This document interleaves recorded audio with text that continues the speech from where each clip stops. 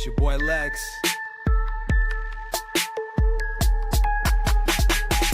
I don't know what to think, but here we are in this ring. It seems so far from the truth, and I go hide in the booth. Can you feel the movement or spin? Can you see the curvature bend? Do you see when they spray the skies and they make up lies and do it again? Man, who's really in charge? How long has the lie been hidden? How long has time been broken? Cause every season is different. They tell you climate is changing. They say the global is warming. They think you'll need a vaccine, otherwise you'll die without warning. God put the stars, the sun, and the moon in the same sky. God put the devil on earth and let us reside at the same time. Maybe because angels betrayed God all over a slut lust. Then there was a reset, some of us call it a mud flood. Firmament permanently fixed to a plane, perfectly placed, impervious escape for the human race. This is God's work, so ask God first every day. And it's not curved, it is straight. It is not a planet, it's a plate. This the other side of Hell's Gate.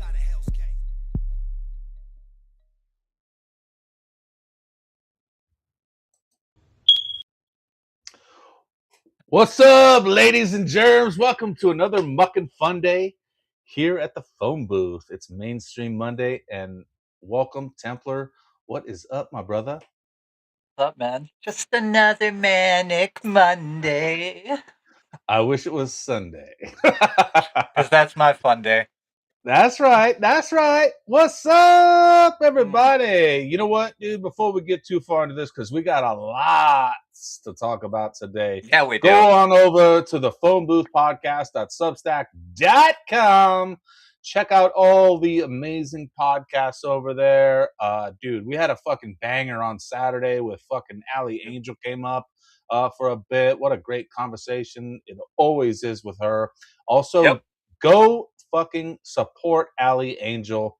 She needs our help right now. She's trying to raise some money for her boobie removal.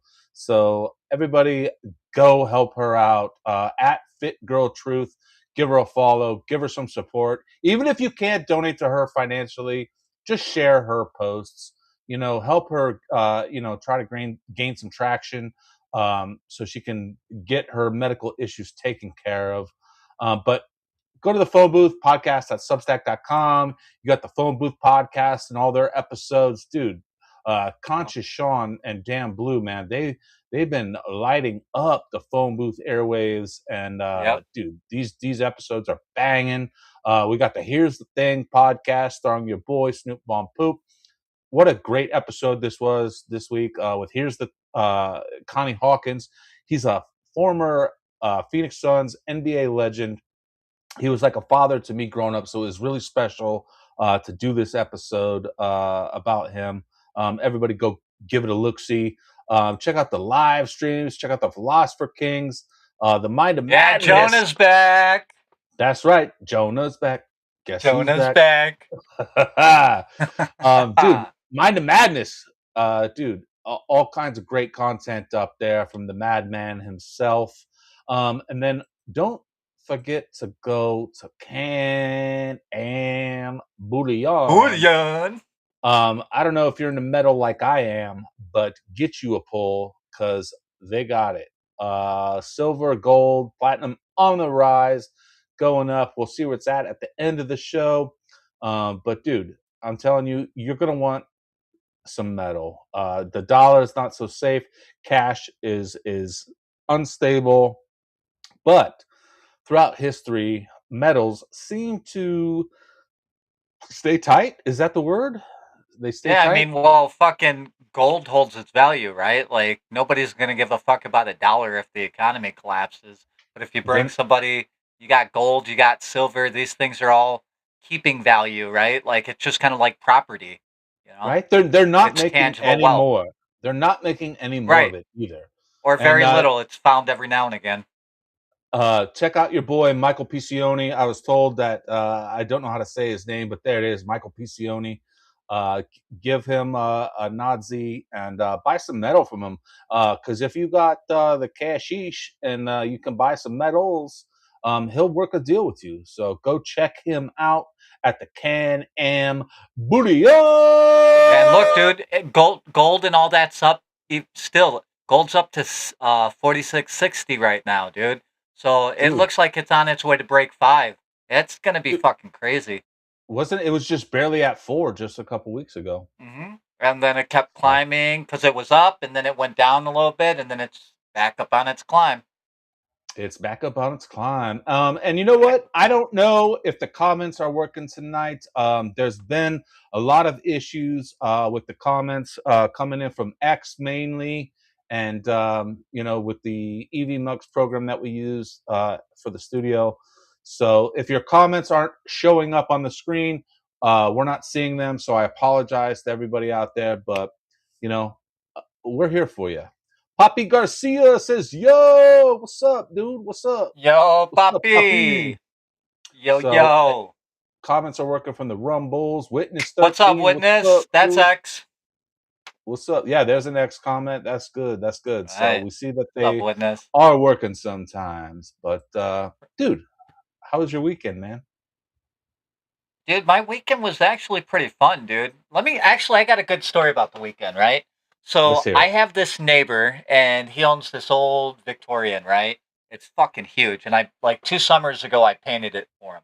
This guy is like 84 years old. He's an old Puerto Rican guy. He's short, but he's strong as fuck, dude, and he gets around really, really well. But he hurt his back, so he came to my house and hit me up, and he's like, "Hey, can you cut my hedges for me?"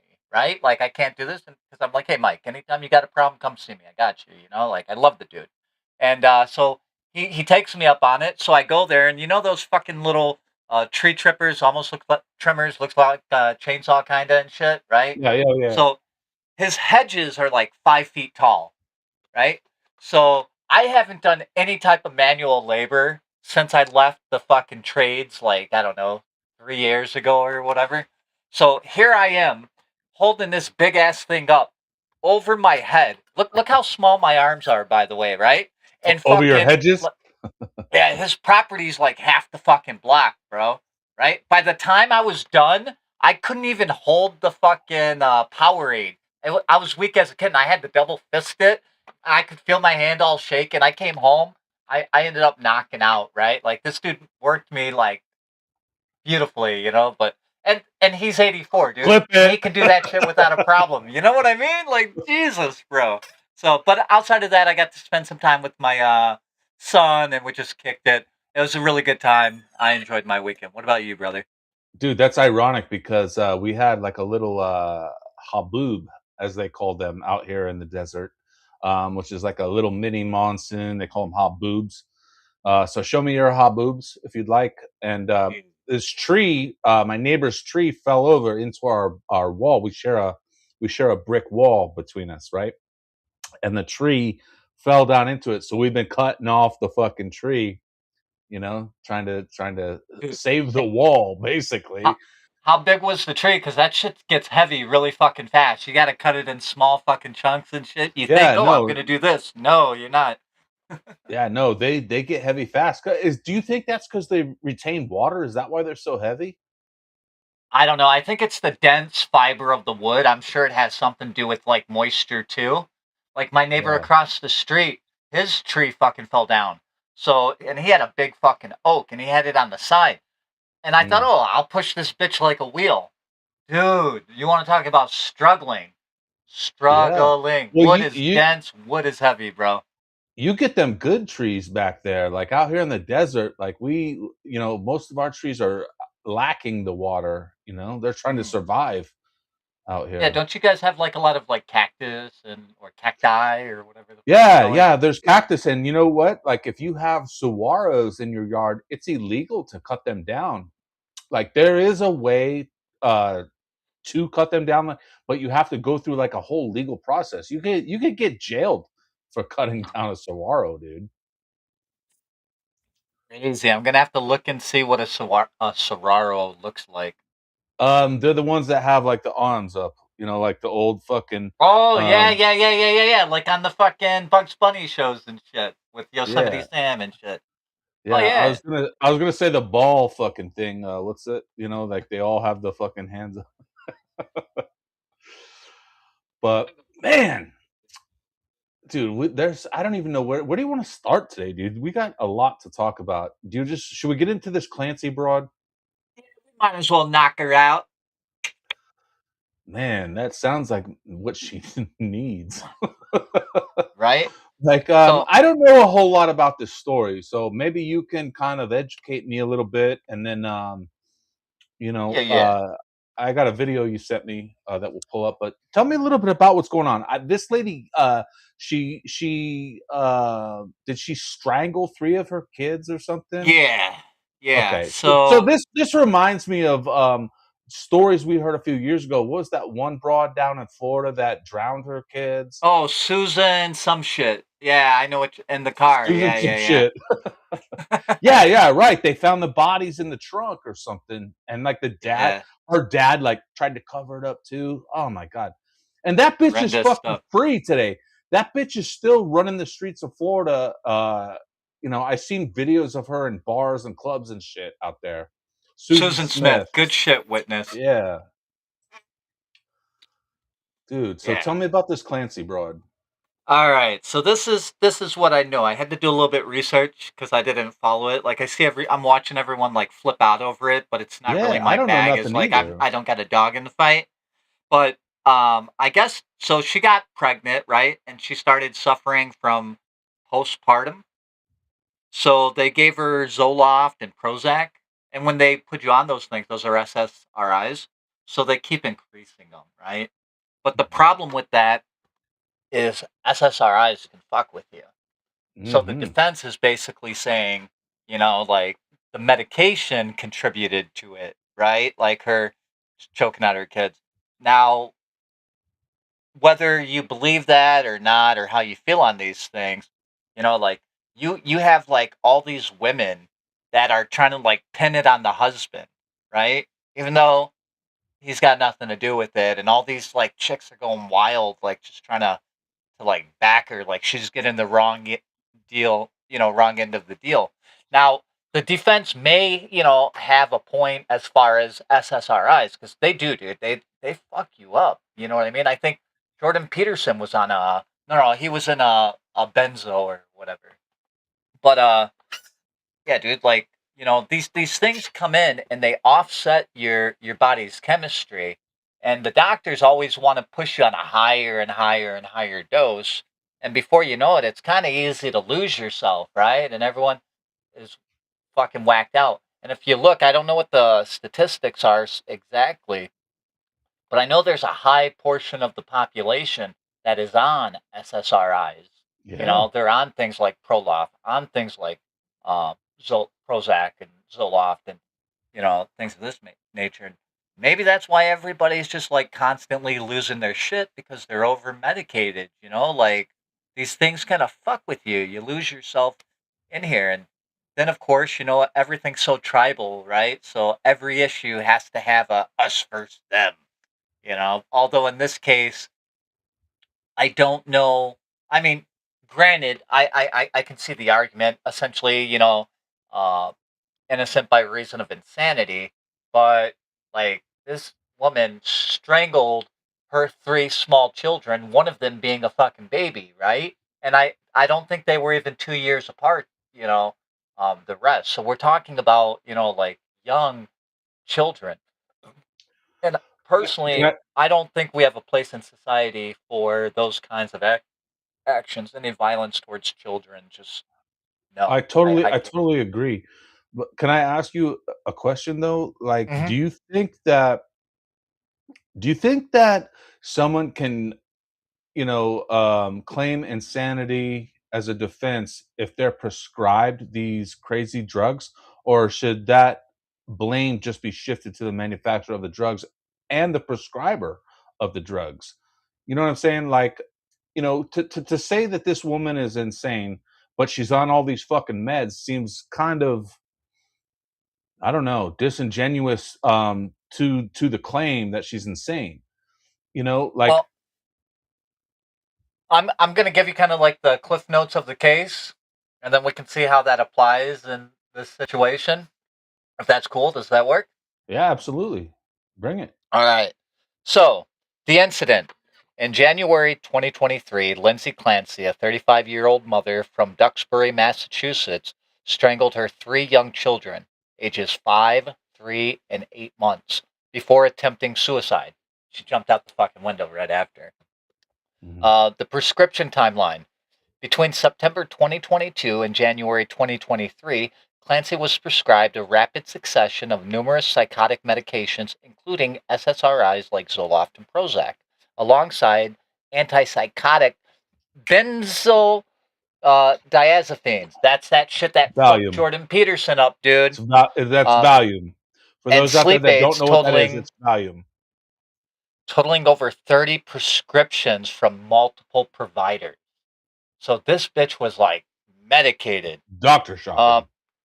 yeah. So the defense and prosecution. Defense claims Clancy's defense attorneys and expert witnesses argue that she suffered from severe postpartum psychosis and unmitigated undiagnosed bipolar disorder. They contended that a disorganized course of polypharmacy, taking many medications at once, and adverse reactions to antidepressants such as SSRIs, precipitating extreme agitation, insomnia, caused a severe psychotic break where she lacked criminal responsibility. The prosecutions argue that Clancy's actions were intentional and calculated, maintaining she was not in the throes of psychotic episodes. Toxicology experts testified during the trial that the psychotic drugs present in her blood at the time were at non lethal therapeutic levels. Medical medical experts testifying through the legal proceedings noted that the medications like sertraline, Zoloft are standard first line treatments for postpartum depression and anxiety. However, the case ignited broader medical and legal scrutiny regarding how quickly postpartum patients are cycled through different drug combinations and the necessity of close monitoring for adverse psychotic reactions. Dude, they So gave that bitch a cocktail of shit. that kind of adds to my question. Like you can't really claim insanity defense if you're on all of these meds, right? Like that's the pharmacy's fault. That's the prescriber's fault. Like you could like there used to be a thing just called fucking crazy. You remember that? Like people just used to be crazy without being on all these neuro drugs that affect your neuro associations and everything in your brain. So it's like I don't feel like you can blame both of it. You have to pick one or the other. Like, it's either her fault or the fucking drugs' fault.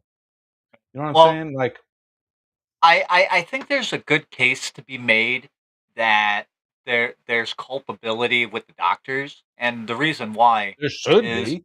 my one of my in-laws before he passed.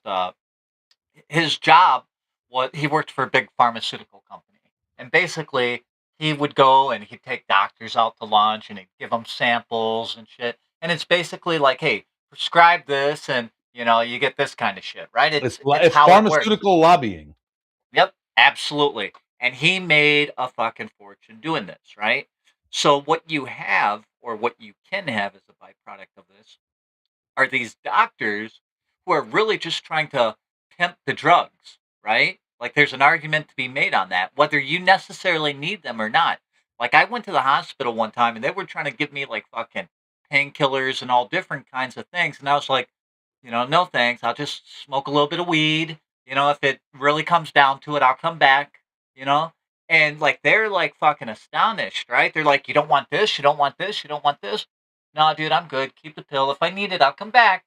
But I don't think I need it because that shit gets in you and it starts fucking with your body's chemistry. Next thing you know, you're not thinking rationally. And if this chick was, and again, I don't know because all of the ins and outs, I haven't been following the trial, so I'm not an expert. But if these doctors, like it said, they had around like fucking 30 medications and they rapidly expanded that, like look what happened to Kanye, right? Like, I mean, they put him in damn near a vegetative state at one point just on medications. So there's a certain clarity and understanding that you can lose if you're overly medicated. Now, whether or not that's the case in this situation, I don't know. The defense sure wants to argue it. The prosecution saying, you know, nah, but the way it's divided people, and women are just like, freaking out over this, has caught a lot of attention. So a lot of people are just kind of dunking on them. Do you like? I forget exactly what I was going to say, but why are so many women like running to her defense right now? Like, why are so many women like justifying and defending her right now? We live in this age of like TikTok and shit. Like, I don't know if you see that like trend on TikTok now where, like they go into the bathroom and they cry and they throw shit in their tub, while they're filming this so they can get, like this attention for, victim and sad and whatever. Like some bitches are just crazy, okay? Not all women, but some women are just not with the program, right? And especially like when you get into those algorithms which like kind of feed you that shit, and you're surrounded by those people and ideologies all the time. You know what I mean? It's really easy to lose track of reality. And I think that's what it is. I think it's kind of like another version of the whole social justice warrior concept, my body, Sure. my choice, and uh, believe all women, right? I'm willing to bet that you're going to find that those camps kind of connect together pretty well. That's my thoughts. Well, yeah, that's what I was just kind of wondering because you see like there's protests Hmm. happening over this. Like where are these people coming from to protest? Is this just organized? Like, is this a Soros fucking Right. movement? And that's the other thing, right? Because it always tends to be white liberal women, right? These bonbon eating, sitting on the fucking couch, full of privilege, right? Okay, okay, And Al Bundy. right, and the husband's off fucking working and shit, so Selling like shoes. they get the luxury of staying at home, and if they have children, God bless them, because raising children is an important thing, right? Like that's important to have the mother and a parent there for that. But I think, this is that same Oprah crowd, that Rosie O'Donnell crowd, that Ellen DeGeneres crowd.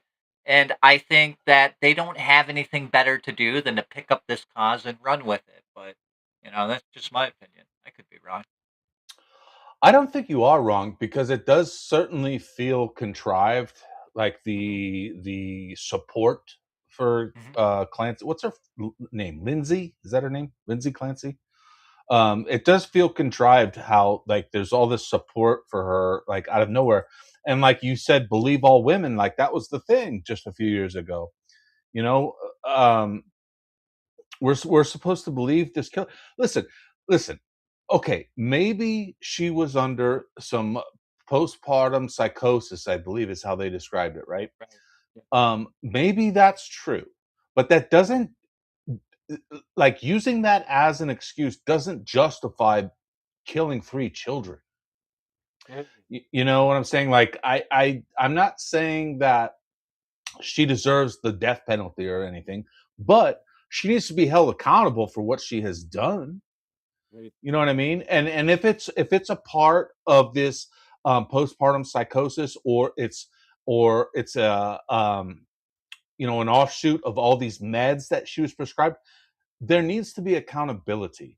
And I think a lot of it falls on the pharmaceuticals.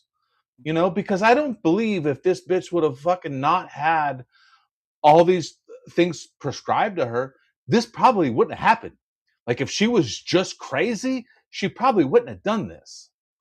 No, I agree. And, I would imagine there's got to be a certain amount of crazy that comes into it beforehand. But even if Sure. let's say, the medication had, like a big portion to do, right? Um, all these women are trying to plug it onto the father like he did it, and there's this secret fucking cover up or whatever, even though she admitted to it, right? So they're living in like this delusional mindset, right? And being a father of 4 children, if I came home and found out that, you know, like killed our fucking kids and jumped out a window trying to off herself afterwards, I'd be devastated of losing my kids. Like, dude, we wouldn't even let anyone who's not family babysit our children, right? Because you can't replace them. It's one of the only things you can't replace. You can have another kid, but you can't replace the one you got, and they all have unique personalities, you know. So the fact that a lot of these people just like look past that so easily, and think about the families too, the grandparents and shit like that, right? Like it's devastation across the board. Now if it's I think it brings up a good conversation on over medicating people and how fucked up we are as a country, that I think it's something like 50% of the population is on some kind of medication, right? I mean, there's ads for everything, right? You get a puppy and a kite, and off you go.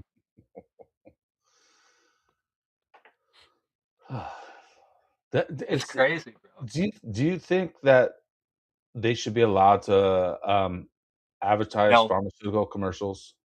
no, I think that should be something that is directly between you and your doctor, right? And Yep. when you go and you um communicate to your doctor on how you're feeling and what you're going through.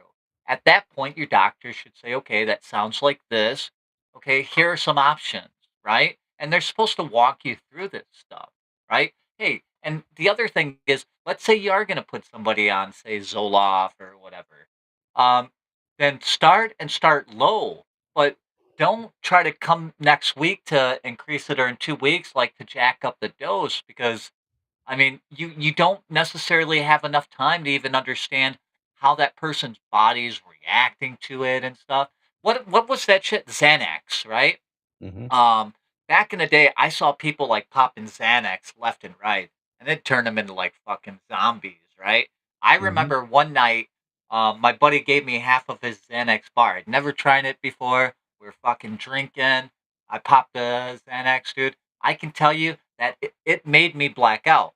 Now, I didn't do Yeah. anything stupid like trying to fight my friends or any shit like that, but I did drive, and I know this because I was told about it, right? But I couldn't remember after a certain point.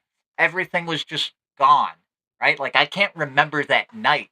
I hung out with people, they talked about it and whatnot, but I didn't know a fucking thing about it. So, like this stuff, I think, is too willy nilly. I think we're just throwing medication at things that we don't need to throw medication at, and it's big pharma, right? It's big business. All they have to do is change the coding or adjust something, and then they get a new patent, right? And there's plenty of sheep out there to make that money. That's why Pfizer's so big.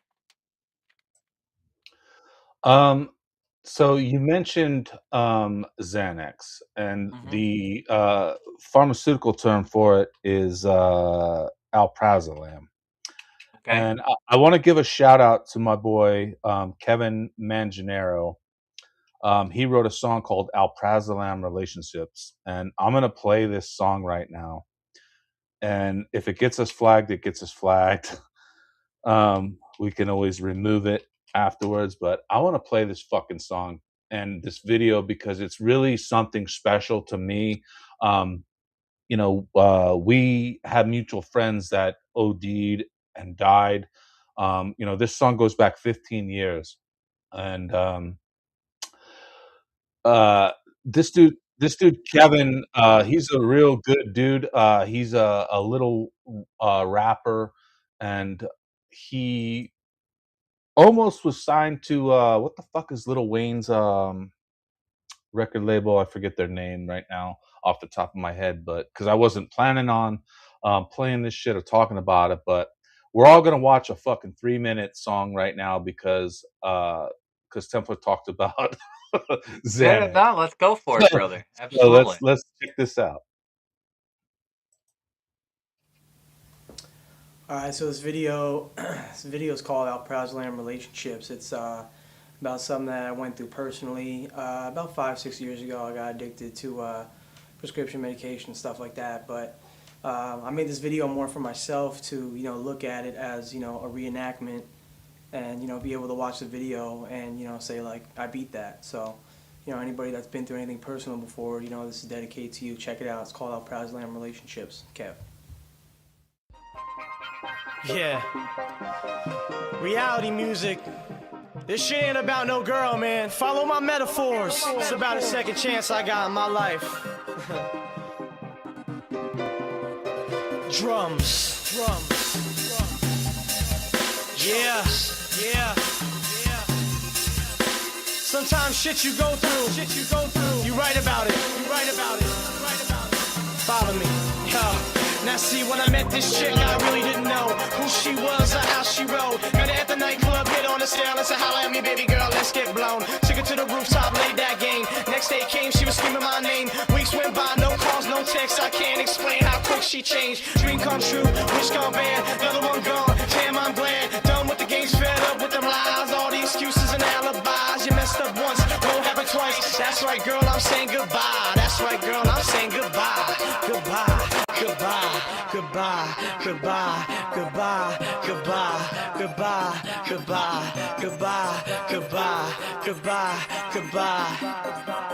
Real life situations, man. Yeah. It was your selfishness, she had me pissed. Thought we were forever shit. Till I woke up one early morning, couldn't believe this bitch. Nerve she had this shit she knew. It's okay, I say fuck you. Keep it moving, count my money. Another one wasn't true. I take you, then I break you. You hear how much I hate you. You cry yourself to sleep at night. Your loneliness awaits you. Hope you have nightmares forever. Mistakes you made, they'll ache you. Your fakeness, I just erase you. How could God even create you out of my life? I'm quick to light. I severed our ties, I carried my knife. I knew what to do, I took my advice. She's texting me now, oh shit, not tonight. I look at my phone, I see you in the light. I'm thinking alright, my feelings I fight. I blow in my head and I'll close the light. You using your brain? I'm thinking not quite. I said goodbye, I gotta chase my dreams. Time to get my shit straight. And if you've had an addiction, I hope you can relate. And best of luck to you, trying to find a soulmate. Go ruin someone else's time. For me, this music I create, bitch. People innocently are put on this medicine. In some cases, it works out well. And many noted that withdrawal from Xanax can be tougher and more dangerous than kicking heroin. The withdrawal was the combination of the worst physical symptoms I have ever felt. It was 6 of the most painful weeks of my life. I was hallucinating. There were headaches, there were chills, there was nausea. And when the physical demons weren't after me, the psychological demons were after me. I felt that I was addicted. I felt I had a problem. Couldn't you have just said, I've had enough and stopped taking Xanax? I tried.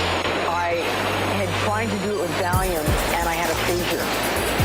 And I did it once with Xanax and had a grand mal seizure that they didn't think I would live through. Shout out to the homie Kevin Manganero, Kev702. Go follow him.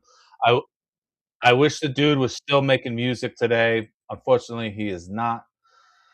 I'm trying to get him on the podcast though to come talk about his life. And dude, I grew up in Vegas with this dude, and he puts out some bangers, dude.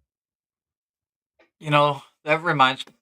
My best friend Ryan, his little brother, was the one who was on Xanax, right? And like that shit like fucked him up. And I remember him telling me that shit was like the devil. That's what he said, like fucking. And at one point he ended up in and out of like fucking hospitals and shit on that, right? He tried committing suicide, like I mean that was what my warning call to that shit was, right? Like I tried it one time with him, but watching how it affected his life was enough for me to know, like, no, thank you. And that's unfortunate, that he had to be the essentially like the guinea pig, right? Like they just threw that shit down on him, and that shit just like fucks with people, dude. Like I don't know. We got to have a big talk about medications, whether it's with this Clancy chick or not. Maybe in the middle of this trial isn't the time to do it as a nation, but we should definitely have a talk about big pharma and the shit that they spring on people and the impact that it actually has. Because, I mean, there's something there, regardless of if it applies in this situation or not. If now is not the time, then when is, though? Yeah, I mean, it could be right now. You know what I mean? Like, I just don't know if people are going to be receptive of it, since right now everything's like so tribal of, you know what I mean? Like there's Yeah, so much middle everybody wants to nonsense. pick a side. They want to. It's just like fucking voting. They want blue or Yep. red, Bloods Yep. or Crips. You know, it's like pick a fucking side. No, no. How about you all fucked? Hmm. You know, like it's just, we can't vote our way out of problems. We can't, pick a side out of the problem. Right. It's like it's all fucked. And you know what? I'm not trying to say that these meds don't work for some people. I legit have an alprazolam prescription. I'll only take it for certain things. I get prescribed 6 pills a month, and it's for, if I have to go to the doctor, I get white coat syndrome. I get, a lot of anxiety with it, so they give them to me just for like those situations. If I have to give blood or something, you know, stuff like that. But I'm not taking these on the regular every day. It's not like boom, boom, boom. So I mean, there are legit uses for these medications. But when you are trying to, um, like give them to someone every day and get them on a regimen of this shit, they can have negative effects, and I think we're starting to see that with a lot of these people. Like, I mean, look at, all the school shooters that have happened over the last 15 years. They've all been on some sort of SSRIs or some crazy drugs. And I mean, we can get into their connections with DARPA, their family members and DARPA and all kinds of other military operations. We can get into that too. But, right now we're just talking about the drugs. And think about that too, because for all the people that are medicated, right, the parents, etc., like that shit's like, if it's in your system and you have a kid and whatnot, right, it's gonna do something. You're gonna pass something down, right? But more so, like when you take a piss in the toilet or whatever, right? All these medications are flooding our systems, and they're finding their way back into things, which is fucking weird when you go down that rabbit hole, It's the right? Like, circle of life. yeah, we're doing a disservice to ourselves and over medicating, and not being sincere on how these medications affect people. And two, I think doctors should be held culpable. Like she did that, her doctor should be held culpable. He's licensed on this, right? Where were where were the red flags? Why did he keep increasing it, right? Like maybe he needs to be under scrutiny too. She can very well be completely guilty, right? But it's kind of like if you sold me some fucking heroin or coke or something and I died, right? They're gonna come looking for you too if they know that you're the dude who sold it to me, right? So why would a doctor be any different, right? Especially if like they're they're medicating outside of bounds, right? Like that's you're supposed to be able to trust your doctor. You're not supposed to realize that your doctor gets a cut for what he sells to you. I mean, healthcare for profit is a very scary thing, and I don't like it at all. Like, period. Like you shouldn't incentivize people to dictate a direction on somebody's health because unscrupulous people are going to take that money. The hell with whatever the individual needs, and that's a problem in and of itself. Well, that's what I was going to say, is like it should be illegal for these pharmaceutical companies to give doctors monetary benefits and gain for prescribing these things, because that just says, well, what it does is it gives a doctor an opportunity to go for the money and not really the treatment. Like if you tell me, hey, I'm going to give you X amount of dollars if you prescribe this drug to someone, well, yeah, I have more inclined to prescribe this drug because I'm going to get some sort of benefit from it. And that's not how it's supposed to be. That seems like it's a conflict of interest. Yep. Do you remember, like, well, I mean, I guess do you remember is not the right word, but back in the day, doctors, would come to the house. Like it was more like, not really like a commercial monetary system. It's different. Like a lot of the times these doctors didn't even do it for money. They would get like the family would give them dinner or something, for helping cure the sickness of their child or whatever.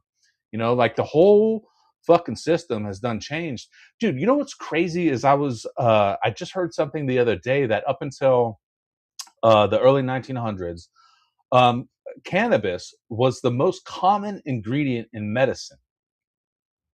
It would Up make until the sense. We have a whole cannabinoids, Yeah, up until the cannabinoid Rockefellers system. took over the fucking medical system, cannabis was the fucking main ingredient in most medicines. Yeah, and then what was it like in the 20s? They really started going at it with the whole reefer madness thing, and they made it sound like it was fucking LSD, and you're gonna jump out Yeah, a window and like go crazy and have this psychosis, which seems to be a thing that doctors are starting to try to push again. I hear this marijuana psychosis, marijuana psychosis. But I don't know if that's necessarily it, right? It sounds like marketing to get somebody on this these petroleum byproduct fucking pills and these, patented prescriptions. Like you said, I think there's a conflict of interest in there. dude, it is wild. You said petroleum pills or whatever. Like most people don't even realize how much petroleum and oil are in the pills they're taking. Yep. It's- Yeah, plastic, all that shit, dude. It's all an oil byproduct, dude. It's all petroleum byproduct. There's so much. yeah, it's Yep. fucking nasty.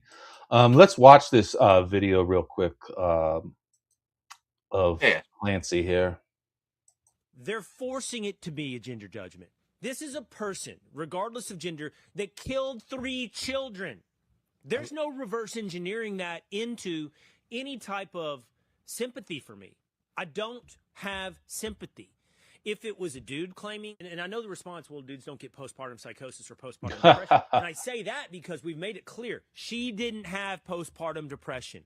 She's claiming postpartum psychosis, which should differentiate it for anybody that feels some type of sympathy or empathy because they might have experienced something similar. I think that this doesn't have anything to do with gender until you force it to be about gender. This is a murderer. They're forcing it to be a gender judgment. This is a person, regardless. So, I mean, why is anybody even talking about gender with this? Is it just a woman Red thing to team, have blue team, you postpartum know? psychosis is only for women? Like, I mean, Dude, these algorithms fuck people up, dude. These people get on fucking TikTok and social media, and this is all, like fucking, like emotional credit to each other. You know what I mean? And they just go down these fucking rabbit holes. And I saw some videos relating to this of like what people were doing, and it was disturbing. And I can see how when you get this positive feedback when you're in these negative behaviors, that it could help drive these psychosis. You know what I mean? Because it's real easy to fucking lose touch with reality once you get to a certain point. You just start taking this shit in, and if you're at home fucking sitting on your ass eating bonbons all day and watching Oprah and fucking TikToks, and this is the shit you're getting flooded with, and these are the things you're debating day and night, you know what I mean? Like, it's real easy to fucking check out, especially if you're also taking medications on top of it, you know? And I mean, that shit started back in the day, right? Like, that's how Quaaludes and all that shit started,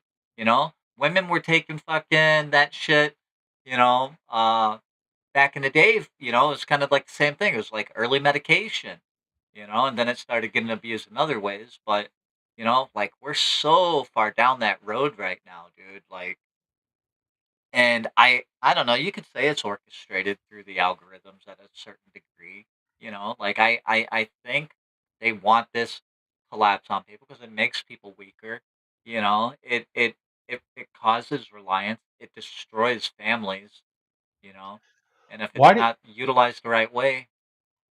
why do you think more people aren't standing up and recognizing the the problem with the overprescribing of these drugs? Because like we talked about briefly already, like a lot of these people, they're all prescribed the same drugs.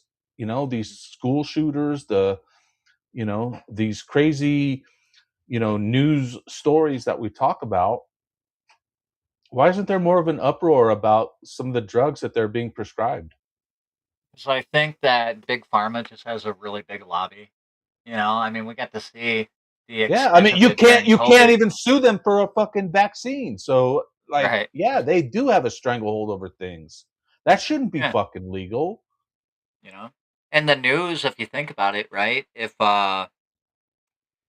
they're getting all these advertisement dollars from these pharmaceutical companies, and then you come up with a story that basically is saying, "Hey, this is bad shit," well, millions of dollars, or you and your story, millions.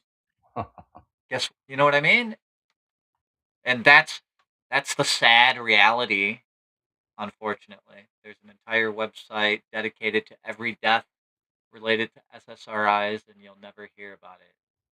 I believe that. I should look into that actually. Yeah, dude, send us a link, witness, if you can. Send Yeah, a please. link to it. I would be Um, interested in that.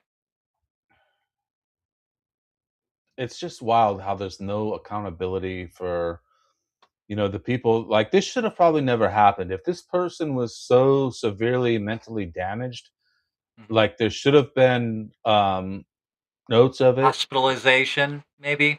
Right. Like, there should have been some awareness, because it's not like this person just came out of the blue and it just fucking snapped and did this. Right.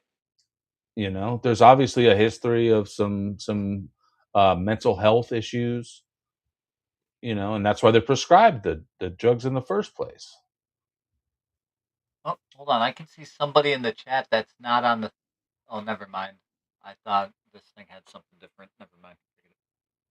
Yeah. No, that's I don't know, dude. We're in a real weird place, right? Like everybody wants a pill for everything, right? Like people don't even want to fucking exercise anymore. They don't want to diet anymore. They want a magic pill that just makes everything go away. There's no responsibility. There's no Right. sacrifice. Just give me a pill and make it go away. And what's that shit that everybody's taking where they get all fucking skinny? Ozempic. Ozempic. Ozempic, yeah.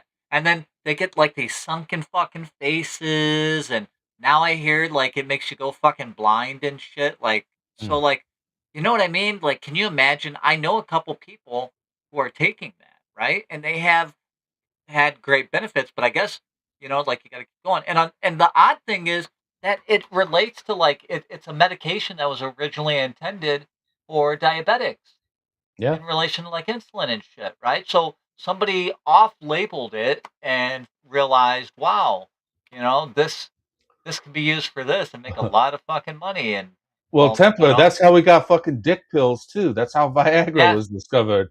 yeah, Was yeah, intended to be a heart medication, and then yeah. People the got side effect rocks. was people got their dick hard. So, Boing.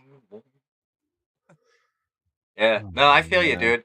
Um, it's I don't know, it's unfortunate, dude. I think holding doctors and pharmaceutical companies is going to be key, but I don't know if that's going to happen anytime soon. You know what I mean? Money is power, and it's a voice, and you'll get something like this, and maybe that's why they're making this controversy, right? So they can turn it into like a gender issue as opposed to a medication issue, right? And a breakdown of the system. Um, I, you almost never hear a man having postpartum psychosis and killing his kids. You almost never hear about that. right? Yeah, metricide is tends to be, like a woman thing. Like women tend to kill their kids more than men tend to kill their kids. I don't know why that is, but that's the That's thing. because you're You a know, misogynist, well, Temper. I could tell you men tend to be serial killers and women not as much so, and that's Yeah, also a thing. yeah, But yeah. facts are facts. Weird. It's fucking weird. Fucking weird. Oh man. Do you got any final thoughts on this Clancy broad before we move on to the beef? No, it's just something that's kind of on the radar, and maybe maybe it'll open the discussion to over medicating people and stuff like that. I doubt it. If it does, it'll be a I great doubt it thing. too. I doubt it too. It seems like, this is a prime example of that. It seems like more people should be awakened to it. I can't believe, like I said, I think earlier, I can't believe how many people are defending this Clancy lady, and it's people, family of friends of mine are defending, this broad, and I'm just like, what? Like, I mean, it's okay to have sympathy or empathy for her and know that she's going through a tough time, but you can't excuse the fact that she murdered 3 children and she needs to be held accountable. Drugs or not. I mean, I can't fucking go out and commit crimes and blame it on, hey, I had a fucking heroin addiction, so I fucking, Right. But they're committed that still gonna crime. lock you up. Nobody's gonna give you sympathy for that. They're gonna be like, great, have some fucking what is that shit that they put in the cup and shit and have you drink the what's I the don't shit they know. put you on to help you get off heroin? The Proxen or whatever.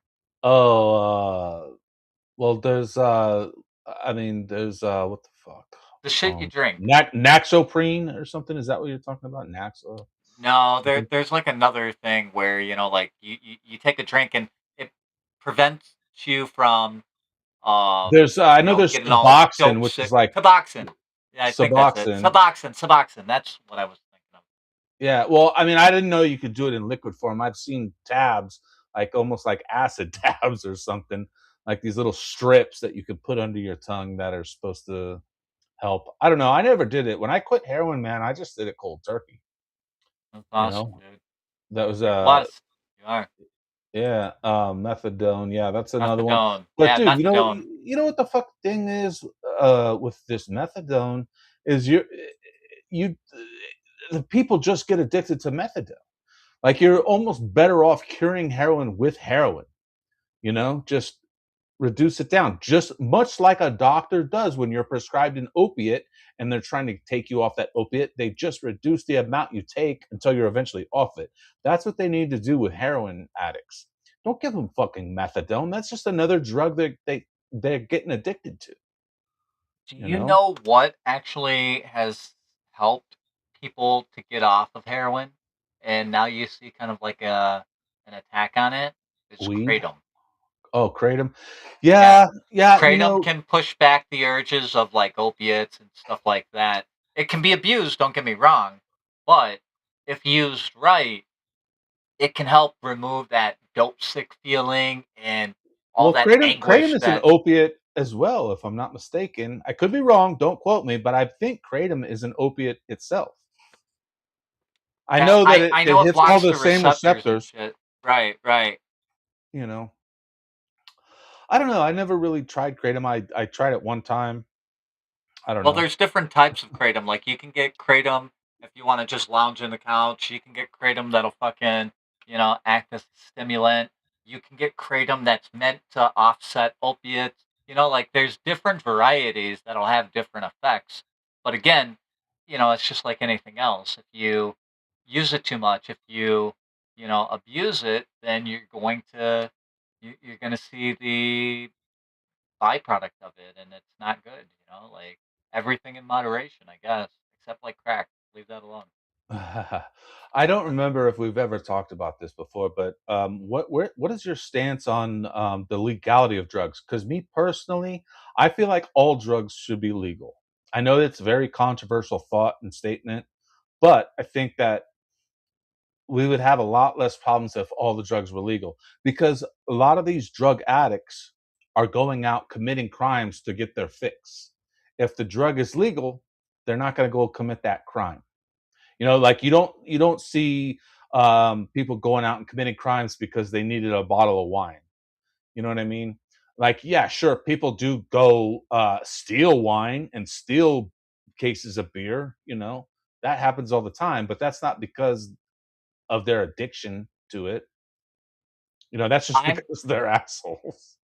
I think people should have the liberty to do whatever they want to themselves as long as it doesn't like directly hurt somebody else, right? Like I can't steal your shit to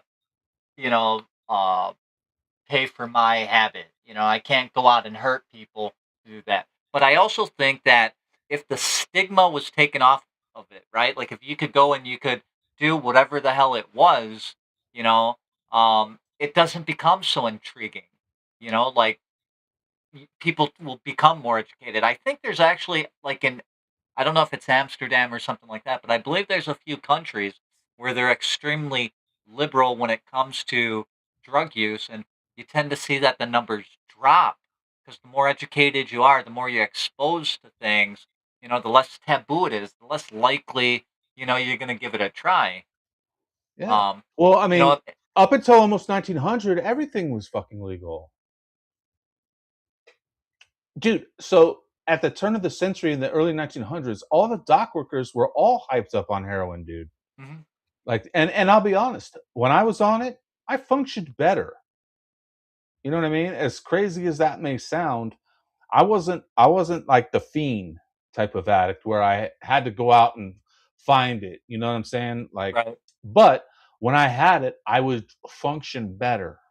You know what I mean? Like that it's a painkiller. It's no different than, taking a Loratab or a Percocet or something or a Vicodin or one of those other kinds of pills. It's it's the same shit, and some people function better. But then you want to put the legality into it. Well, now the person's committing a crime. right.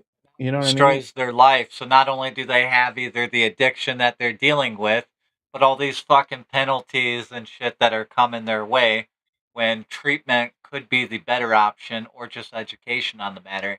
I think you make a good point, dude. Yeah, dude. So eccentric Geosin says here, ibogaine definitely illegal, of course, and wild lettuce potentially. Methadone weakens bones plus the addiction. Are you familiar with ibogaine? I am not. No. Dude, ibogaine is fucking wild. It comes from a tree called the iboga tree, which is native to Africa, and iboga is used similar to psilocybin and similar to DMT and ayahuasca. It's along those Okay. lines, and it's very intense. Like it can last 48 hours. Like an ibogaine trip can last 48 hours. But people swear by it that it cures addiction, cures depression, cures all this stuff. And I'm definitely curious about it. I don't know if I could handle 48 hours of it. Seems very intense, but some You of these know, things out there are legit medicines that are here for a reason. And I'm so glad that your boy Donald Trump signed that thing, um, to allow some research into some of these, what do you call them? Uh, these drugs and medicines. medications, yeah, You know, put them for medicinal purposes and medicinal studies. yeah.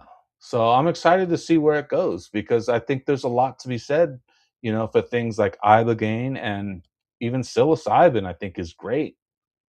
It is, and it's one of those things where, I mean, as long as your head's not fucked up first and foremost, right, and as long as you're not gone yourself, these things can help you work through. Because most people that utilize drugs and alcohol dependency, right, like they've dealt with some kind of trauma, some kind of shit is going on in their life, and that is their release. That is what they dive into, right? But if you have a really good trip off of, say shrooms, right? And you have the opportunity to work through your shit, to understand yourself a little bit better, to understand what you're lacking or your reasoning for things. You know what I mean? And I would imagine that that's what's occurring through ayahuasca. I did DMT, right? That's exactly what came through. You start getting these self realizations and acknowledgments, within yourself of, oh yeah, you know what I mean? And that is healing, right? Now, if you use it over too much recreationally and you got a weak mind or, whatever, it could fuck with you, I'm sure, but, I think they should do research on it. I'm like I've seen people. I have a buddy Ron, and he started microdosing, and it changed his fucking life. For the better. Changed his life for the better, and like the way he is now compared to like 20 years ago is like night and day. He's so much happier with himself as a person. You know what I mean? It allowed him to work through things. So like but at the same point, like ketamine's one of those things. In small Yeah. doses, it can help you work through things. In large doses, it's some dude sitting on the fucking couch just gone, right? So just moderation, and intent, right? I mean, because you have to be uh, there with the intent, the desire to kind of work through those problems. If you're just taking it recreationally and you're just kind of, willy nilly with whatever, then, you may not get as much as you could out of the experience. Well, yeah, like that's like all these shamans down in like Peru and whatnot that take you on these ayahuasca trips. They filter those people out.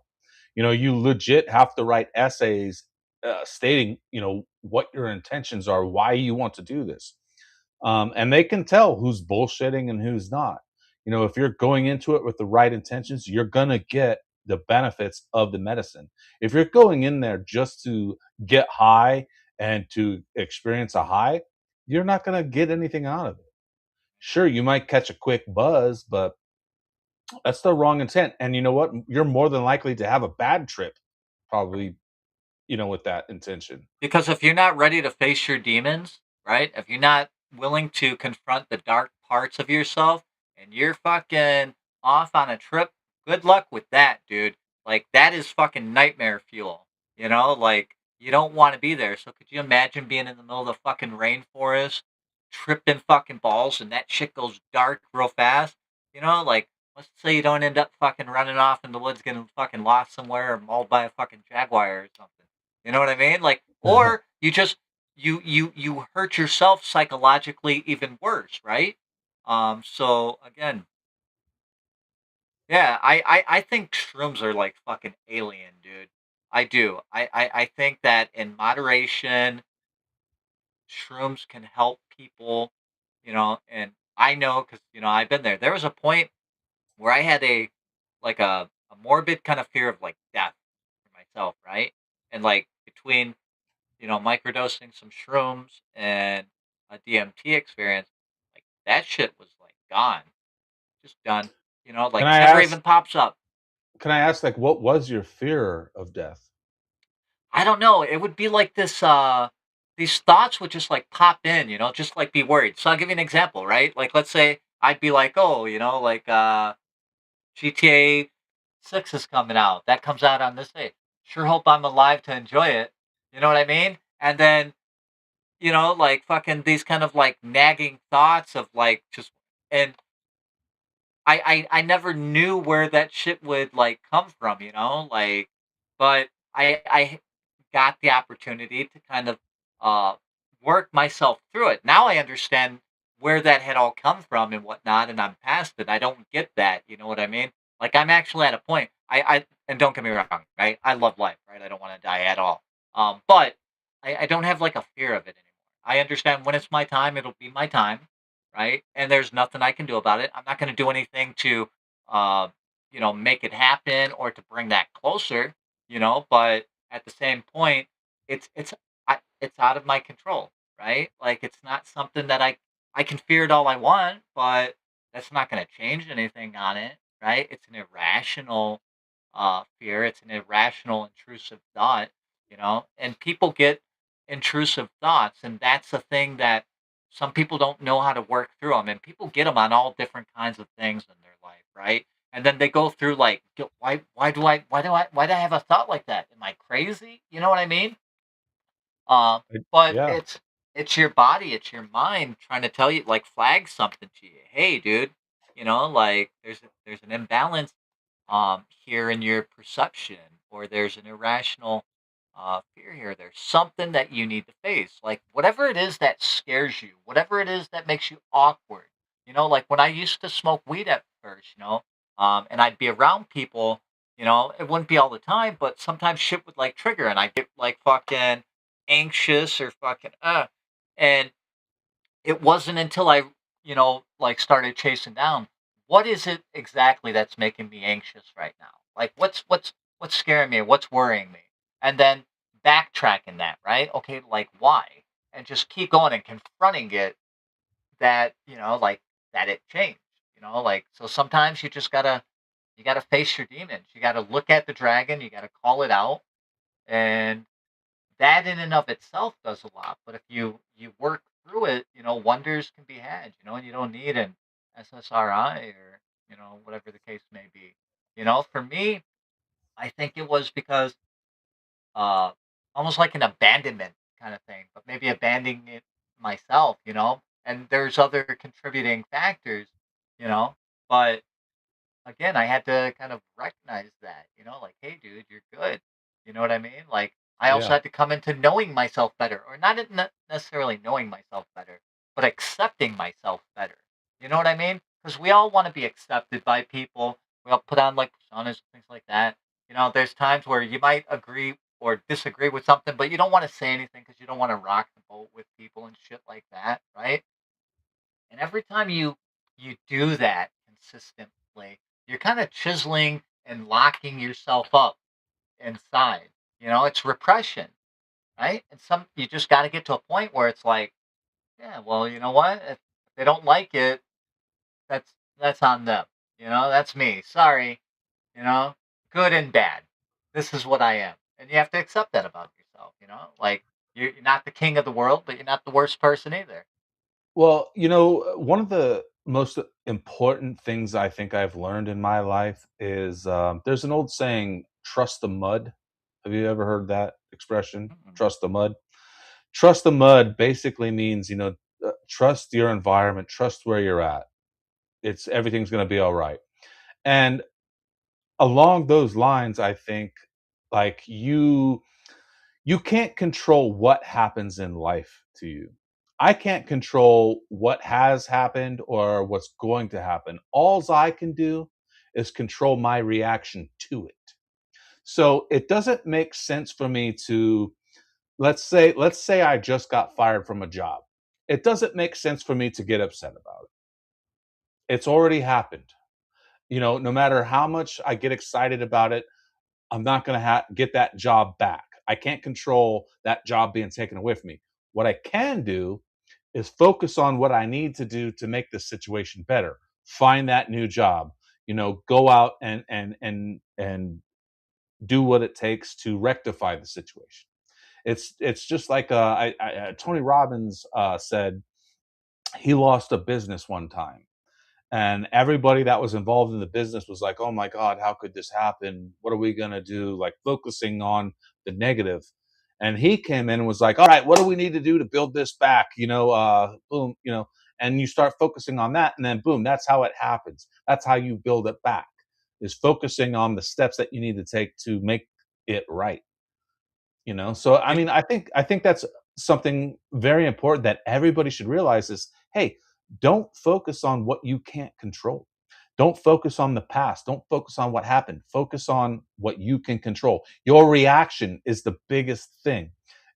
Getting upset about something doesn't help at all. You know what I'm I, saying? Like, I read this book once, and it was called something a keto giving in to get what you want, right? And the whole concept is essentially this, right? Like in physics, every action has an equal and opposite reaction, right? So if I start pulling on you, your natural reaction is to pull back.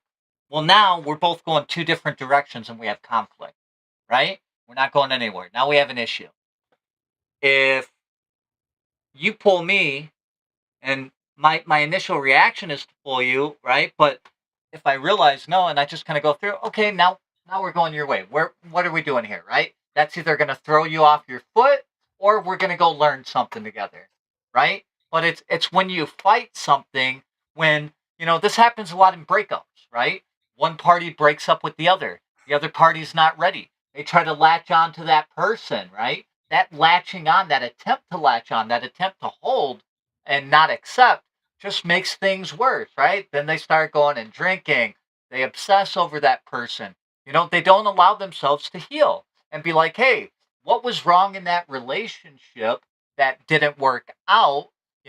Was it me? Was it them? Was it a mutual thing? Right? Like, and understand it, because if it's a behavior or a trait of something you're doing, then you want to know that so you don't do it later on in life, right? But at the same point, you know, uh, if if you try to force things,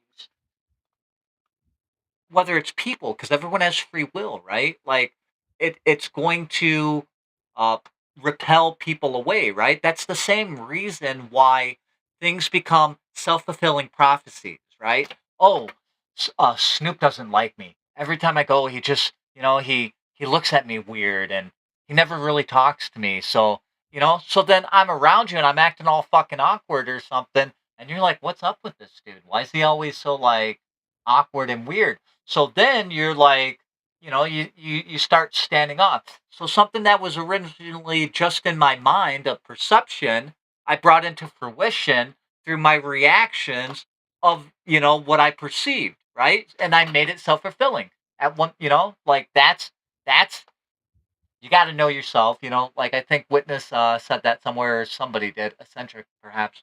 Yeah, master yourself first. You can't change anything outward, right? You, like you said, you can change your perception. You can change the way you respond.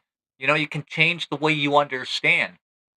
And like, it's natural, you lose a job or something like that. Maybe initially you are like, fuck, dude, I loved working there and they fucked me over. But that might be that emotional first thing. But then, okay, let that go now. Okay, you had your immediate reaction to it or whatever. Now, think clearly, right? Like, did you like the job that much? What did you like about the job? Okay, well, maybe now find another job that's like that, right? But maybe you're meant to have a different opportunity, like, and life's weird like that too. Fucked up shit will happen, and you'll realize 3, 4, 5, 6 years later that it brings about this whole different path, and options, and it wasn't none of that would have ever been brought about unless those tragedies or those negative situations came about. In one of the movies, I think they call it, like the bitter and the sweet, right? Like, you can't appreciate the sweet unless you know what the bitter tastes like, right? Otherwise, it's one congeal. If It's like everything's yin, happy, it's you're like never yin happy. yang. It's like yin Yeah, yang. absolutely. And that is the most important thing. And I think social media is detrimental to all of that, because social media, like, people put themselves into like this bubble, and it's all about me, and it's all about my feelings, and people trying to live up to other people's uh expectations and view of them, and they're trying to be things that they're not, right? And that fucks with your head, dude. That'll fuck with your head if you're living two lives in your head, right? Like, that's not good for a person. You're basically building two psyches, and you're constantly in conflict with what you really want, you That know? leads to SSRI abuse. Exactly, homie. Yeah, you know? uh, And not only that, when you have a clarity around yourself about how you are, right? Doesn't mean you're going to be perfect, right? You're not a fucking monk, right? Sure. Like, you have bad responses or whatever. But if overall the way you deal and perceive with these things, people also take notice of that with you. And it also has a calming effect. Or people are drawn to you, right? People want to share all their fucking secrets with you and shit, because like, they want what you have. When people see like you're at peace and you don't have to uh dance to be the center of attention and shit, right? Like, people just are like, hey dude, what's up? And just life happens, like. it's funny. I was sitting in this bar one night in Vegas. I had just gotten off work. It was probably like 3 a.m. or something. It was late, and I was just sitting there, calm as a cucumber. And this guy was sitting near me, and he was like, "Dude, you're the scariest person in the room right now." And I was like, "What do you mean?" And he's like, "Because I'm so calm. Like, doesn't matter what happens. Like, I'm calm because, like I was just saying, I can't control what happens. I can only control my reaction. And the calmest man in the room is gonna figure it out, how to handle it. You know what I mean? Like I'm not gonna let something excite me. You know? Well, I'll give you a testimony to that, right? Like, I used to be like really quick to anger. What up, What's up, Shiva? Shiva? Really quick to anger, which would set off my sharp tongue, right? And when my fucking tongue went sharp, I was going fucking nuclear, right? I'd tell every fucking thing that I could tell that was an insecurity about you. You know what I mean? Like that was the way I would go. And it was just because I would get amped up, right? It's kind of like this fight or flight response. And that was just my method of dealing with it. And I learned that, as I learned to control that, right? And you see like people bait it or people try to get to engage. And when you do respond in a calm, relaxed manner, it throws them off, right? Like they don't It have pisses that them off. power over you. It'll Yeah. piss them off more. Yeah, it does the reverse thing. Next thing you know, they're chimping out and you're just like, all right, I gotta go. Good luck with that. Like later. See you, bye. Like so. Yeah, but that comes with peace, and that comes with being honest with yourself that you're not Superman, that you're not impervious to everything, that you're not perfect, that you do bad things sometimes, or you fuck up sometimes, or that you're wrong sometimes. You know? Yeah, if they let you talk. Yeah, some people don't, but it is what it is, right? You know, Uh, you can control yourself, but you can't control others, and that's the other thing right. too, right? A lot of people are codependent. They have to have people around them all the time, right? Misery loves company. Yeah. Um, like codependents are interesting. I had my first real understanding of codependence when I was dating, this girl, and she was an alcoholic, and uh, she had some issues, so she was going to like meetings or whatever, and I decided I'd try to go to like Al-Anon, right? And all Al-Anon was, I realized, was a bunch of codependent sulks who enabled all this behavior because they didn't have respect for themselves. You know what I mean? And sure, it may work for some people, but overall, what I found was that like all these people were having pity parties for one another, you know? And I was like, I called them my sad sulks. That's what I called them in the fucking thing. And after, trying it 4 or 5 times, I was like, yeah, this isn't for me, Like you guys are all gonna be here for months and years boo-hooing to each other and having the same story because you don't realize that you're good enough. Like you need your partner to validate you, right? And you can't let them go and you enable these behaviors on them because you need that validation from them for whatever reason. And I'm good on that. I want to step away from that, because you start realizing what's toxic and like damn, this makes me mad or this makes me sad. This hurts. And that's okay to admit to yourself that something fucking hurts. You know what I mean? Like, it's okay to realize you're in a relationship with somebody that you don't want to be in with anymore. Like, that's a good thing. That says that you're growing. And it's when people try to, like, force stuff like that, like when the writing's on the wall, accept it. When you try to make something work that's not going to work, you try to pull or, you don't want to hurt, then you're gonna spiral because it's not natural, it's not legit, it's not authentic, And whenever you try to force that, it's going to come out and manifest in anger or resentment or pain or a number of other things. And it's it's okay sometimes to just be sad, Yeah, it's sure. okay because that is a healing thing, right? Like, damn, I really like that person, but that's not healthy. Damn, it's gonna suck for a while. You know what I mean? But time heals all things. I promise you this. Time heals all things. Enough time, enough space, enough personal growth, and the thing that hurts so much today in your life will will feel way different in, a year. 2 years, 6 months, whatever. It just depends on what it is. You're right. Like I guess time does, heal all wounds.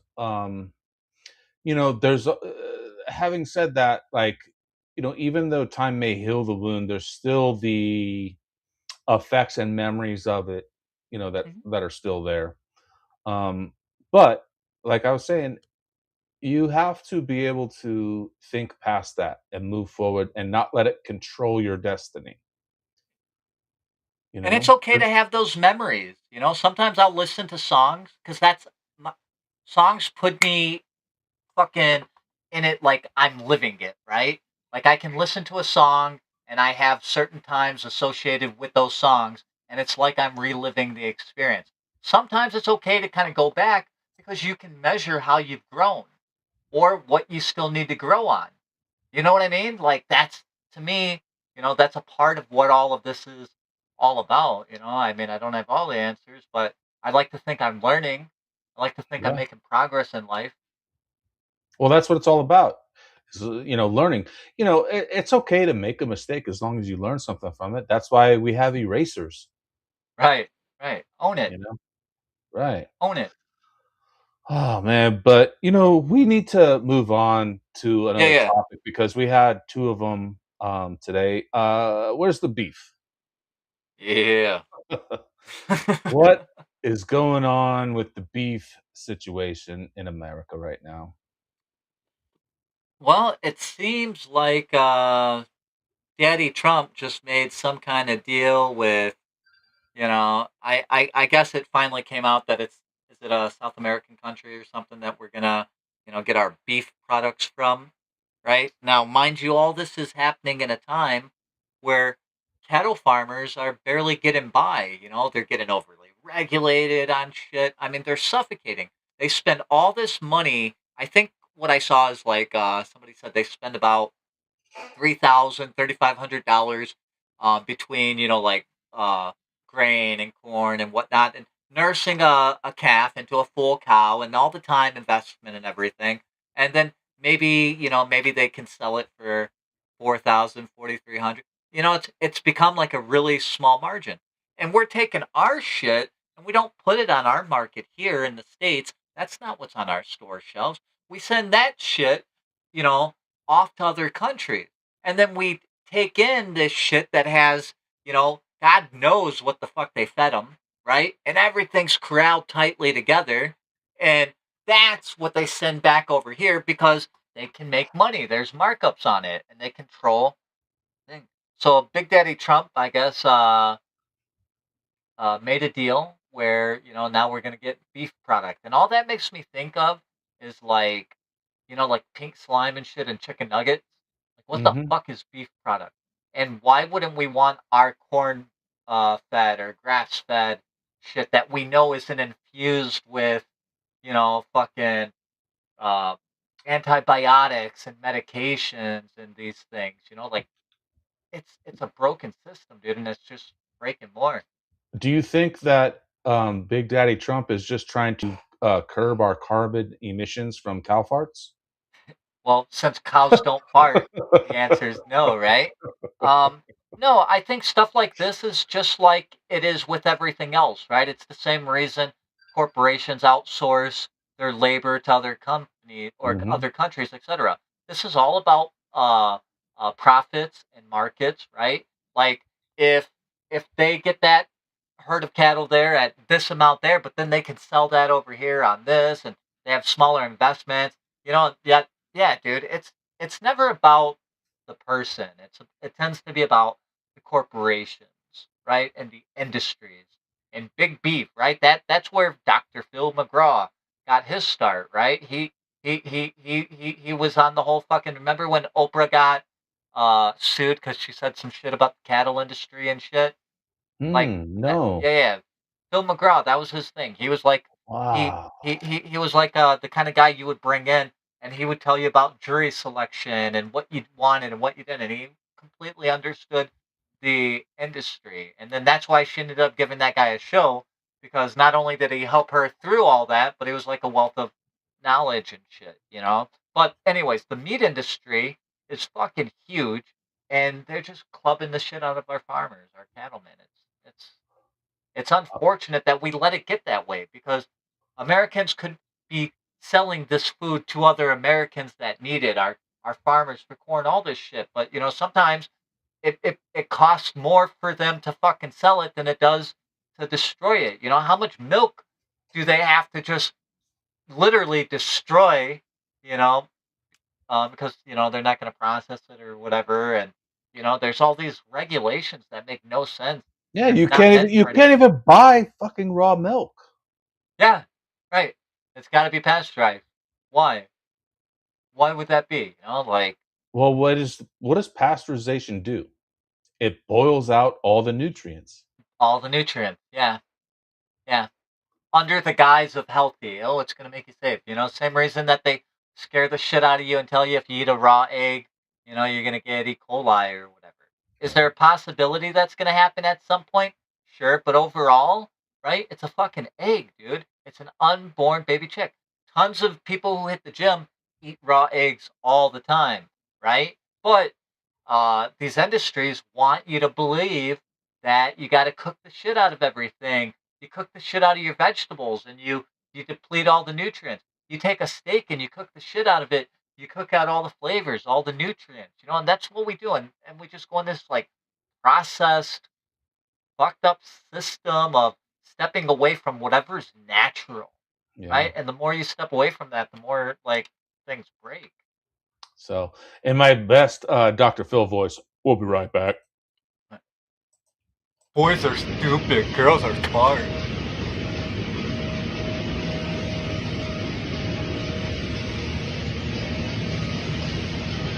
Beef product.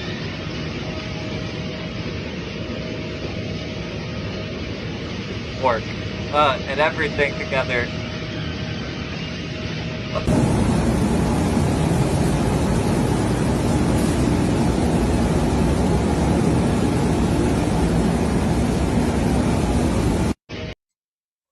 Just scoop it up and toss it in a machine. Throw a little fucking ammonia and some other shit on it. It'll be good. Just grind it with the other stuff. It'll be all right, folks. You know, like Oh, so nasty. Um, you know. why are we doing this? Like, is this just all government greed? Because, you know, you have Yeah. people like Bill Gates coming in and buying up all these farmlands and taking over the farmlands. And like, we're making, like you mentioned, all these regulations on farmers and this and that, and making it very difficult for people to produce, you know, and animals to produce, quite frankly. You know, it's not just about people, it's about animals too, you know. Is this just to get people all into these 15-minute cities and then they're going to serve us bugs? Like Yeah, what? and to gain control over the systems. Because think about it, dude. Why the fuck would you heavily regulate your country's development of this stuff, right? But only to take in everything from some third world shithole, right? That has no real regulations on it. You know what I mean? Like you're stacking the deck. You're absolutely stacking the deck in those situations, and it's always under the guise of health and safety, right? Whenever they come for your rights, whenever they want to fucking do something, it's always health or safety and kids. Well, Health, safety, and kids. let's talk about that for a second, because, you know, these companies, the FDA, the CDC, who's funding these groups? The American taxpayer. But when they Well, leave, guess where they get to not go? only Golden that, parachute. not only The that, industries that they're it's the overseeing. yeah, right. It's the big corporations feeding these studies through the FDA and the CDC, Right. saying what should be Yes. regulated. Tyson, Yes. the biggest fucking cock manufacturers in the country, are the ones fucking telling you, hey, you know, this is good, this is bad. That's not Yep. okay. That's a fucking conflict of interest. You know, the FDA and the CDC, they should all be independent from these corporations and these industries. They should be, you know, elected people. You know, they should be voted upon. You know, and if you look at like all these people that are involved in it, they go on to these big companies like like back to the pharmaceuticals. These guys get jobs for the FDA, but they come from Pfizer and they come from Yep. Moderna's and all this shit. And then when they leave, they go right back to it and make a shitload of money for it. Yep. And the sad part is that the game is so well crafted that let's say let's say I'm with Tyson, right, and I want to sell, I don't know, like fucking more like pink slime chicken nuggets, right?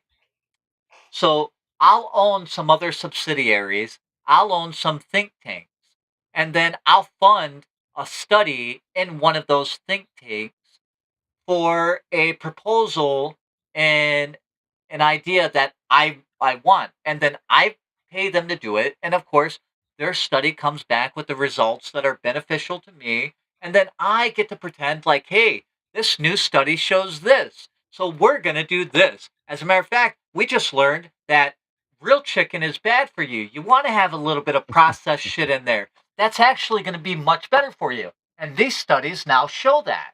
So, like, as a consumer, you hear that, and the average person, is trust the science or trust the think tanks, and they don't realize the grift on how it works. It's fucking scary. Let me play this Marjorie Taylor Greene video. Oh, yeah. The government is telling you that you're going to eat foreign ground beef and you're going to like it. It's going to lower beef prices. That's about as America last as we can get when the president is undercutting our own ranchers. This is outrageous. And she's fucking absolutely right. Where is America first? We don't need to import beef. We are the biggest fucking beef suppliers in the world. We have more cows than any fucking country in the world.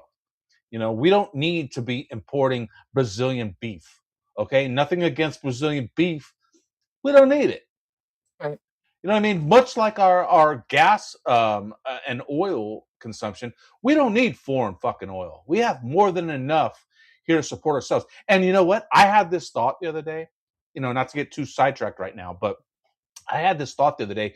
If we just stopped fucking putting all of our products in plastic, we probably wouldn't have a fucking need for more oil. There would be more than enough oil to go around for your cars and gasoline and shit. Like, it's fucking silly. But let's see what Marjorie has to say here. The latest thing the government is going to tell you you have to accept, here it is. You're going to eat foreign ground beef and you're going to like it.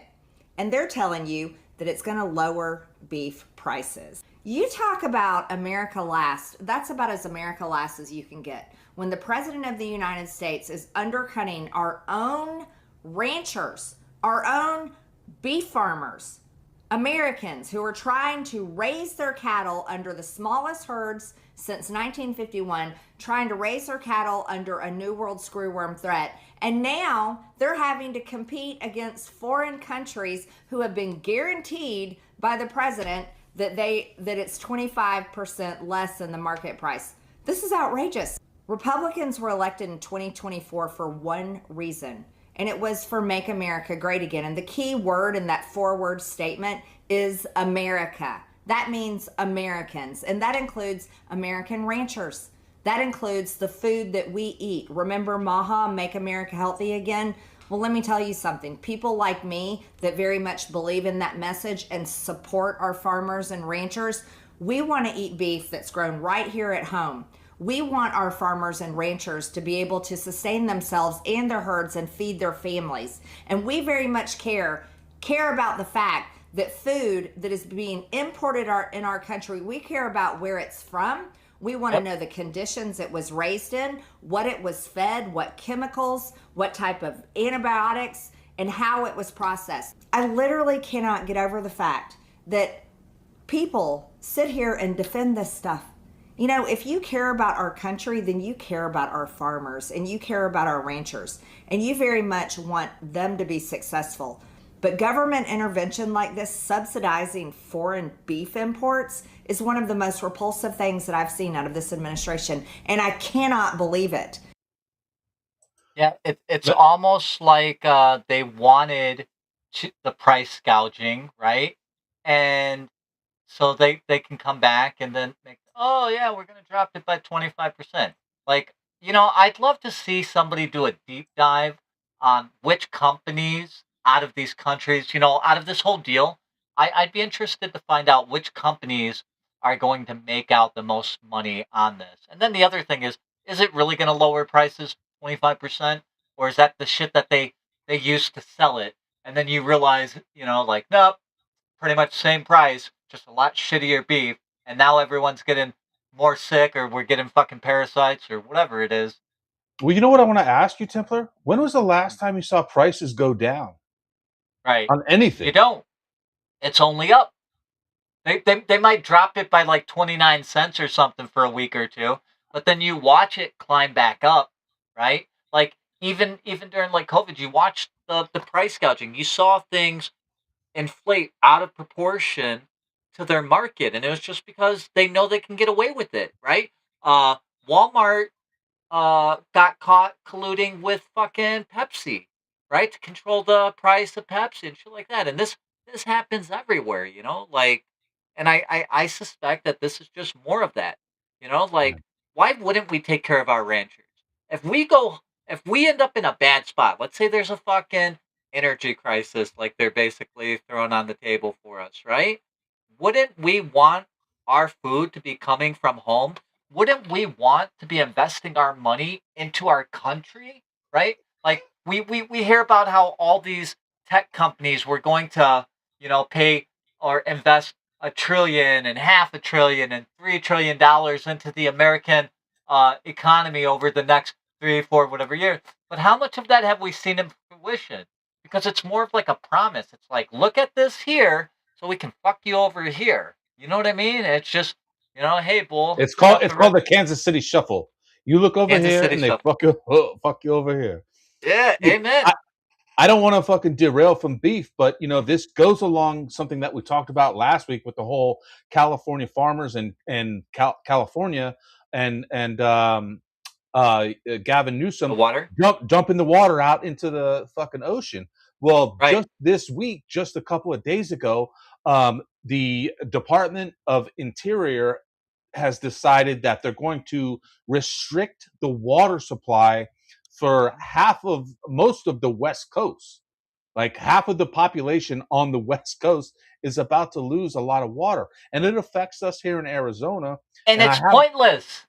It's it, pointless. They could stop it. They could prevent it. But if they cause the issue, everybody's got to crawl. Oh, we need our water. Just don't divert it away and we get the water. However, they want to divert it because it creates the crisis, which allows the control. But go ahead and play what you're going to. order out of chaos, right? Or That's the saying. 100%, bro. Order out of 100%. fucking chaos, and Absolutely. it's What's up, fucking Jay Lee? it's scary. But yeah, look, Nevada has just decided to sue the U.S. Interior Department over planned Colorado River water cuts. Like I said, they're going to reduce the water. And listen, people don't realize the impact that Hoover Dam has not only on Nevada and Arizona. Half of California gets their drinking water from Lake Mead. And now, having grown up there, I remember a time when you could take a boat on Lake Mead. I'm that old. Now, like, dude, it's crazy when you go by the Hoover Dam how low the water has dropped.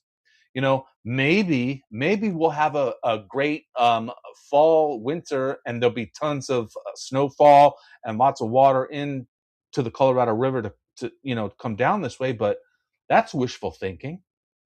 Especially with water or weather manipulation and shit like that. And, but I digress. But that's the other thing, right? Because now think about that. Think of all the people that live in those areas that are going to be affected by this water depletion, right? Well, you can't live without water. So it means it forces you, right? That's how they force all of those people in that populated area to now have to divert to the cities or to the places with water. It's their way of forcing your hand.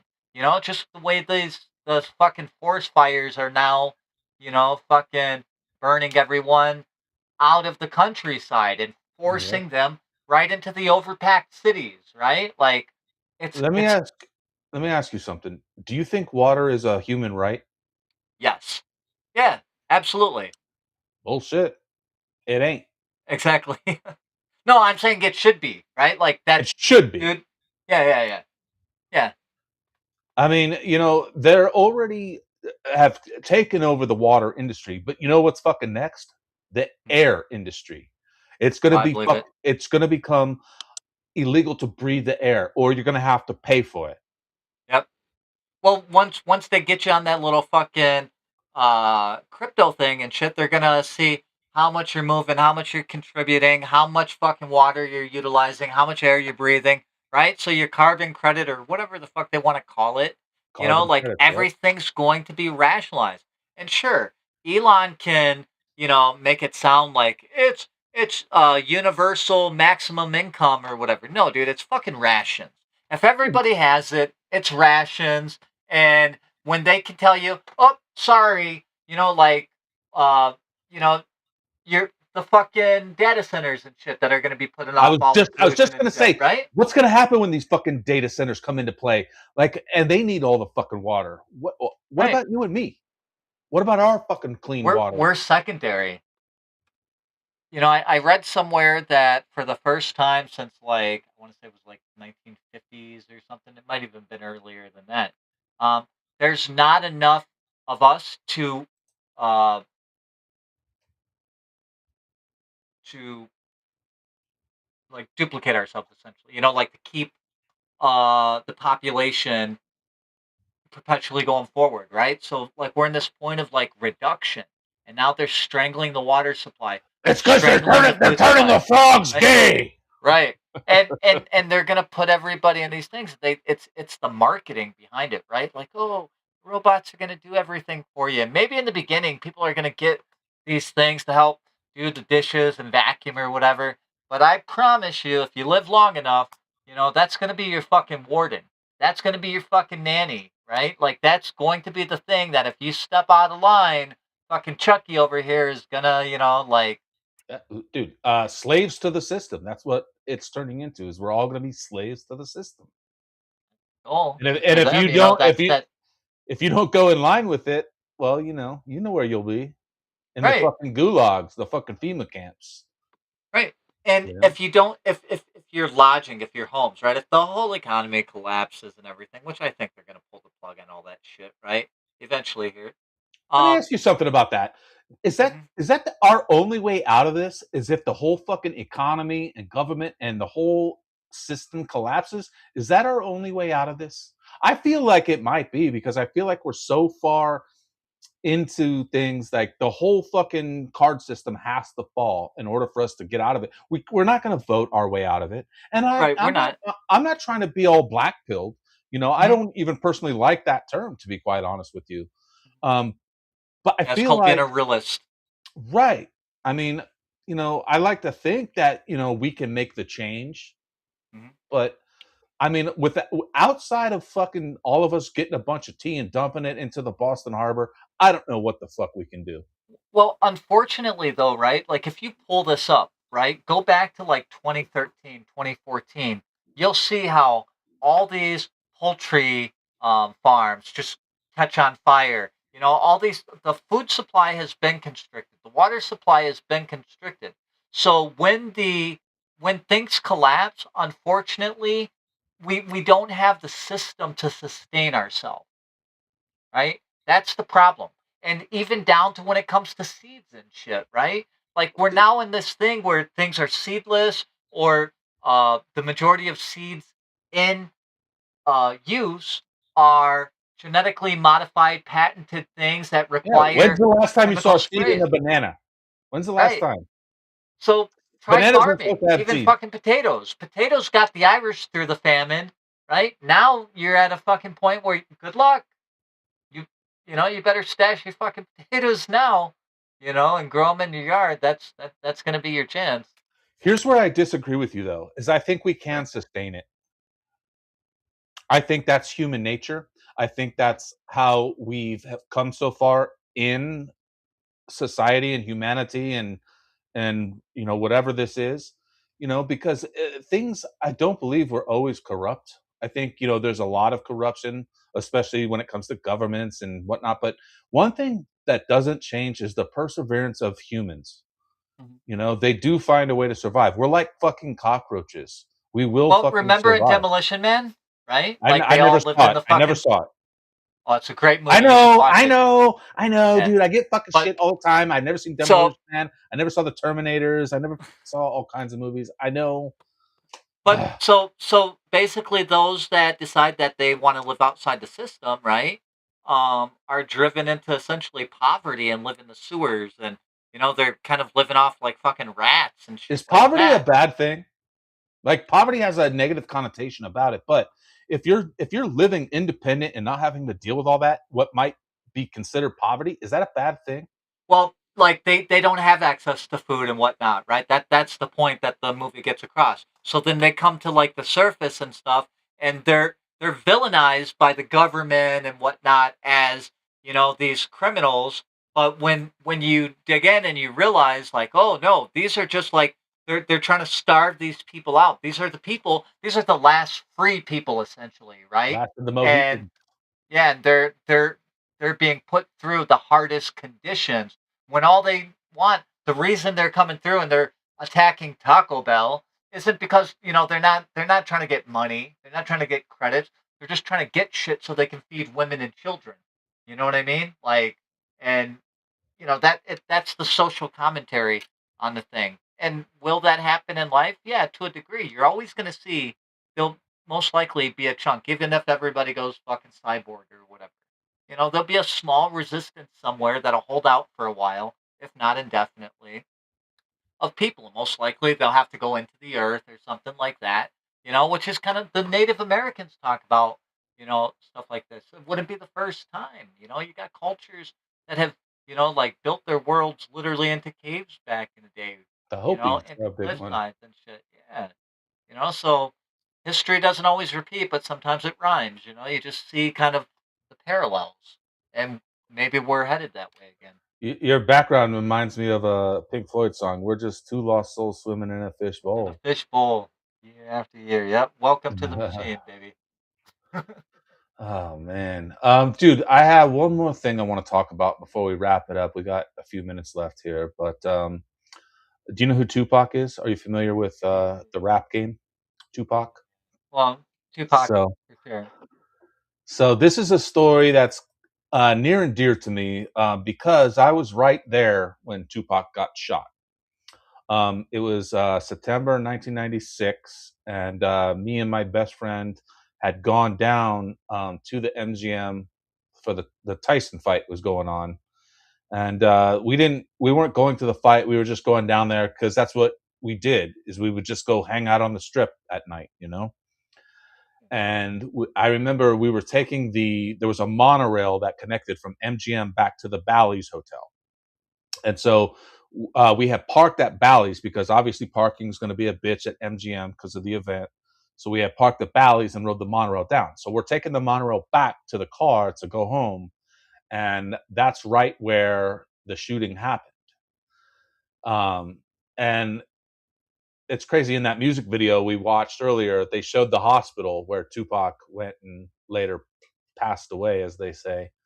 But Keefe D is on trial right now for the shooting. He's the only person that's ever been charged in this, and now he's on trial right now. And let me see here. I have a video. Um, let's watch this real quick, and then we'll talk some more.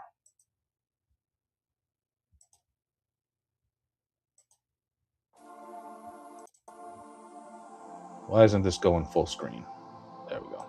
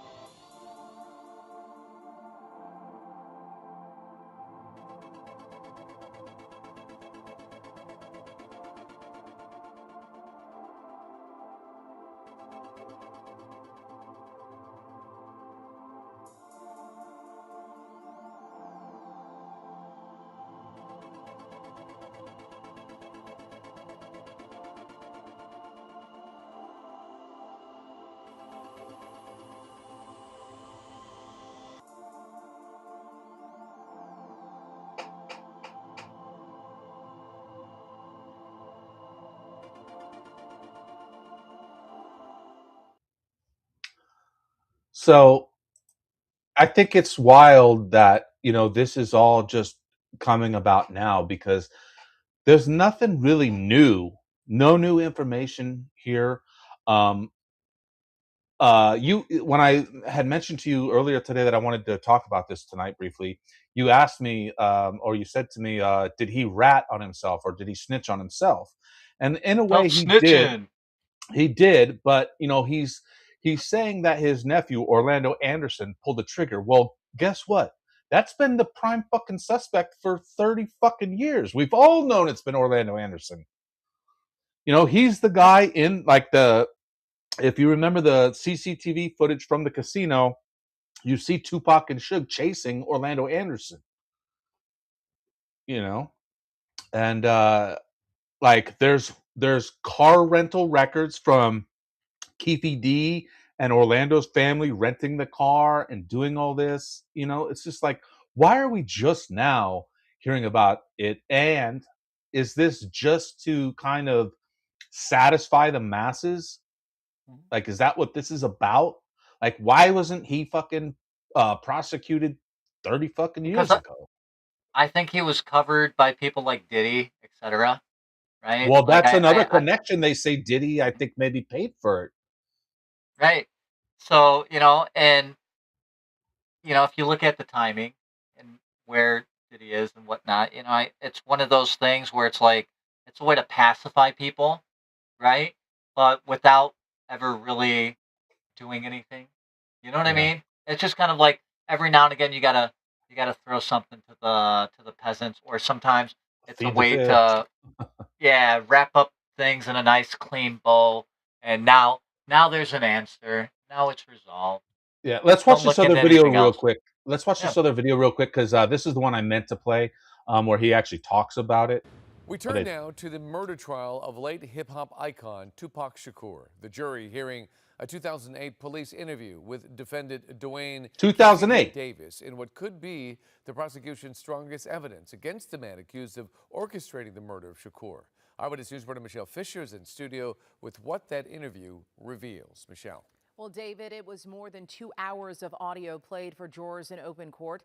This is from an LAPD task force interview investigating the murder of Christopher Wallace, a.k.a. the Notorious B.I.G. Speaking with Davis, and prosecutors are now hoping that those words will help solidify their case. What happened when you pulled up alongside? That's true. It's audio that prosecutors call a confession, played Thursday in court during Tupac's murder trial.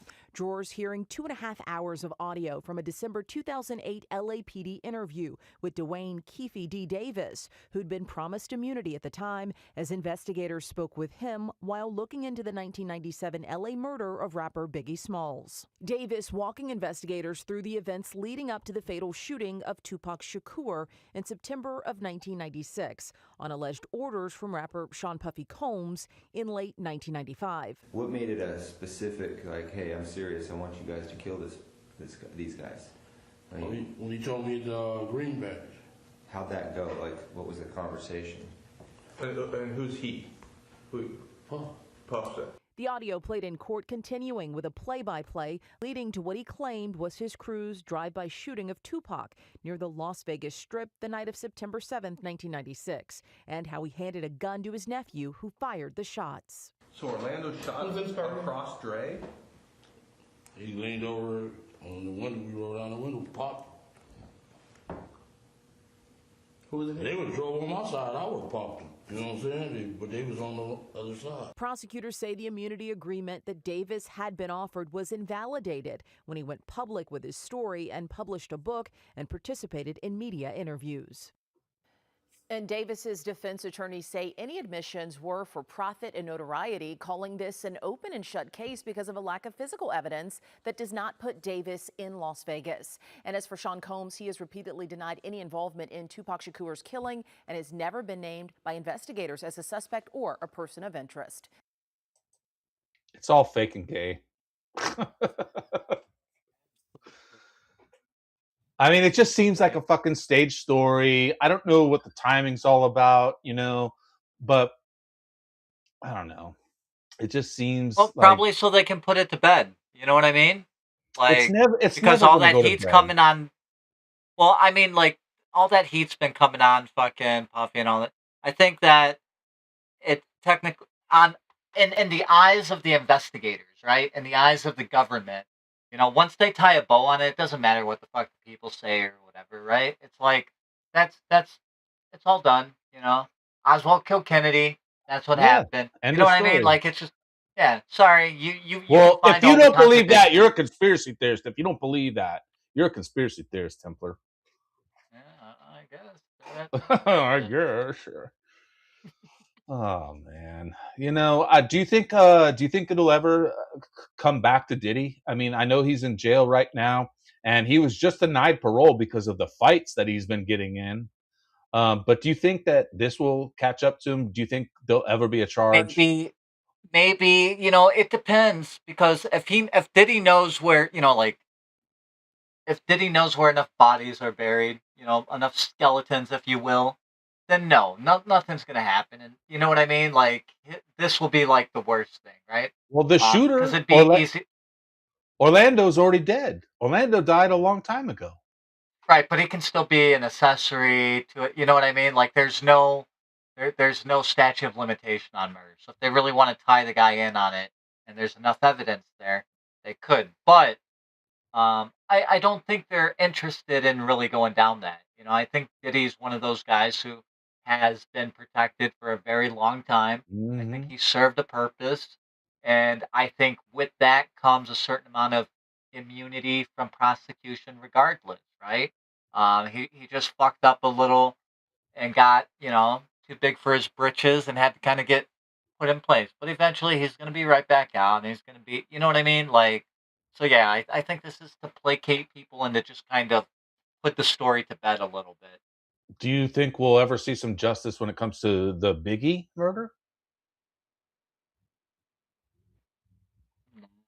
Like, I'll be surprised if we really see anything on this one, right? Like she said, there's nothing that even ties this guy to being in Las Vegas at the time, right? So What's crazy is he fucking lived there the whole fucking time. They found him in Henderson, down the street from where I used to live, and he's no been there the shit. whole fucking time. He's been there. He's never left.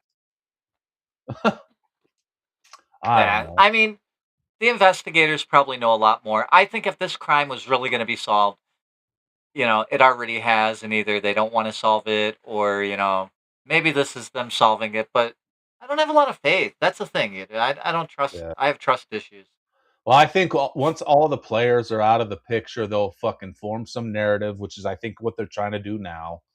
You know, but speaking of narratives, go to the phone booth podcast.substack.com where there is no hidden narratives. It's raw and direct, and what you see is what you get from Yep, all yep. the great content on there from the phone booth podcast, the Here's the Thing podcast, the Philosopher King, the Mind of Madness, all kinds Jonah. of, all kinds of great content up there. Go check it out. Make sure you get over to the merch store too. Pick up some sick threads, dude. 25 bucks is the majority of the prices on all the shirts, and I'm telling you, you can't beat that. I mean, the quality of these shirts, super soft, not that hard cotton that nobody likes to wear. Get you a sticker. Your government is flocking you. We got some coffee mugs because coffee always lays flat. Never forget. And then after you get done over there, head on over to the Can Am Bullion. Get yourself some medals. Let's update the price and see where we're at. Hey, we're still on the rise. Gold, silver, platinum, all rising. Get it while it's rising. Um, Otherwise, it's going to be too late. It's going to climb too high, and you're going to be like, "Fuck! I should have bought it last week." And we're not financial advisors, but if you do need some advice when it comes to the bullion, hit up Michael Pizziani and talk to him. If you want to make a big purchase, he can work with you on some prices, and it's shipped to you all discreet. It doesn't come in a box that says, "Hey, check out my gold, bitch."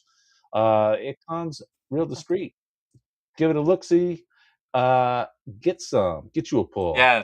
And thank you to Ken M. Bullion and Mike for, supporting the show and supporting the phone booth productions. You know what I mean? Like that's awesome to be able to have somebody like him, especially because most people want to stay away from people who talk about controversial things or that deal in conspiracy theories and shit like that. So when you have somebody like that who's willing to be like, no, dude, I got you, like that's awesome. So it's another great way to show appreciation and support. Maybe that means he'll do it for other people in other places. Like it's awesome. That's right. And we still don't have any outro music thanks to Evie Mux. So Yay! on that note, good night, everybody. Yeah. And thanks for tuning Appreciate in. you And guys. we'll see you next week. Good night, everybody. Appreciate you guys. Thank you. Sincerely.